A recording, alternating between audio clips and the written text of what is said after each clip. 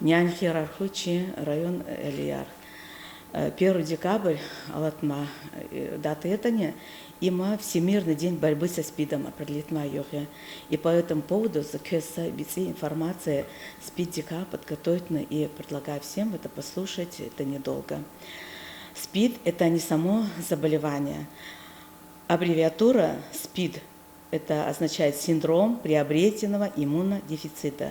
Это состояние, вызванное заражением и впоследствии поражением ВИЧ, то есть вирусом иммунодефицита человека. ВИЧ поражает иммунную систему человека. При заражении ВИЧ большинство людей не испытывает никаких чувств, никаких симптомов нет, вплоть до 2-3 недель, до 2 месяцев. Иногда спустя несколько недель после заражения развивается состояние, похожее на грипп. Небольшая температура, высыпание кожное, диарея, ломота в теле и разные другие заболевания, симптомы, которые могут быть у разных болезней. И поставить именно диагноз это СПИД или ВИЧ невозможно. Пути заражения и передачи ВИЧ. Случайно сексуальные контакты, даже в случае использования средств защиты. Но это внутривенное введение, внутримышечное, подкожное, внутрикожная инъекция и другие инвазивные процедуры в нестерильных условиях. Туда же относятся татуировка и пирсинг. И вирус еще передается от мамы к ребенку во время беременности и родов и при грудном вскармливании. На протяжении многих лет человек после инфицирования может чувствовать себя здоровым. Это так называемая латентная стадия. Когда какой-нибудь возбудитель проникает в организм человека, в том числе и ВИЧ, иммунная система формирует иммунный ответ. Она пытается обезвредить и болезнетворные вирусы, и другие факторы в организм, которые попадают, агенты, и уничтожает его. Для этого иммунная система вырабатывает антитела, которые связывают возбудитель болезни и уничтожает его. К сожалению, при борьбе с ВИЧ всего этого не происходит. Иммунная система не может обезвредить ВИЧ, так как ВИЧ поражает именно эту систему и клетку, и ВИЧ постепенно разрушает иммунную систему. То, что человек заразился и больной стал инфицированным, это не означает, что у него уже развился СПИД. До того, как разовьется СПИД, обычно проходит много лет, от 9 до 12 лет в среднем. А СПИД – это уже последствия и последняя стадия ВИЧ-инфекции. Это совокупность болезней и признаков, которые появились у человека в течение жизни после инфицирования ВИЧ. Иммунодефицит – это состояние, когда организм не может сопротивляться разным инфекциям. И инфицирование ВИЧ заболевает очень легко и часто такими инфекционными заболеваниями, которые в обычное время, у обычных людей здоровых не развиваются. Их называют оппортунистическими. В мире зараженные ВИЧ-инфекцией живут 36,7 миллиона по разным исследованиям, результатам разных исследований. У нас в России 1 миллион 100 тысяч жителей инфицированы ВИЧ. Впервые немножко истории про ВИЧ и про СПИД. Впервые ВИЧ был описан в США органами, контролирующими и профилактирующими инфекционные заболевания в 1981 году.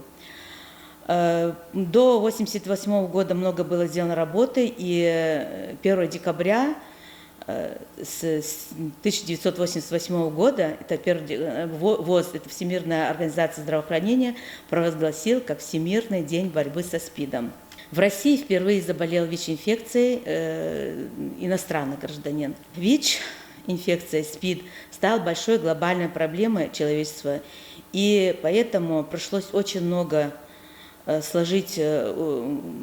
вложить сил, усилий, денежных средств для того, чтобы проводить борьбу со СПИДом. В 1987 году учредили глобальную программу ВОЗ по СПИДу. В этом же году разработан и использован первый препарат Зидаудин, называется, для лечения СПИДа.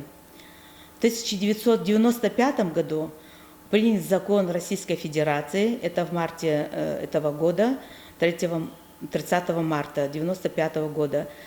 Называется «О порядке, о предупреждении распространения Российской Федерации заболевания, вызываемого вирусом иммунодефицита человека, ВИЧ». Это начало применения препарата высокоактивной антиретровирусной терапии, позволяющей большинству больных, ВИЧ и СПИД больных, продлевать жизнь. По разным данным, по разным сообщениям, опубликованные, во всяком случае, в 2007 году, есть такие данные, что распространился ВИЧ из Африки на Гаити и далее в США. Есть такие данные, что вирус происходит из Конго и попал в человеческую популяцию от обезьян в начале 20 веков.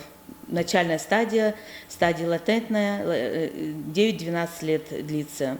Что происходит в терминальной стадии СПИД?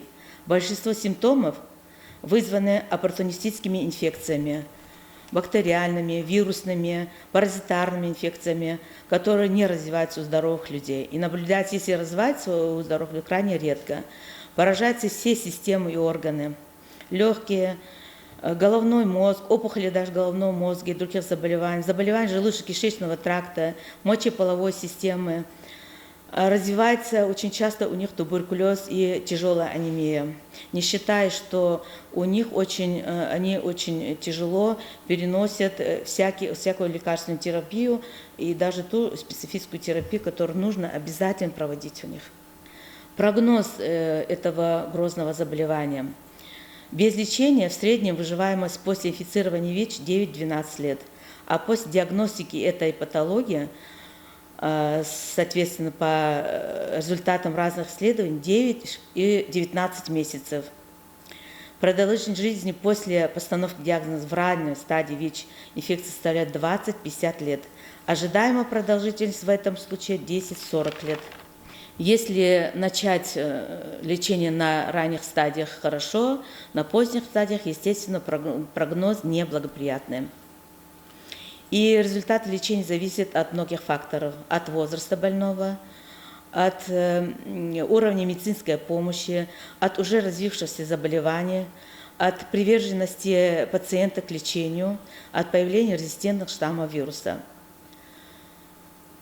Заболевая ВИЧ или СПИДом, эта проблема становится не только проблемой пациента, но семьи и социальной проблемой. Это особенности образа жизни после постановки диагноза.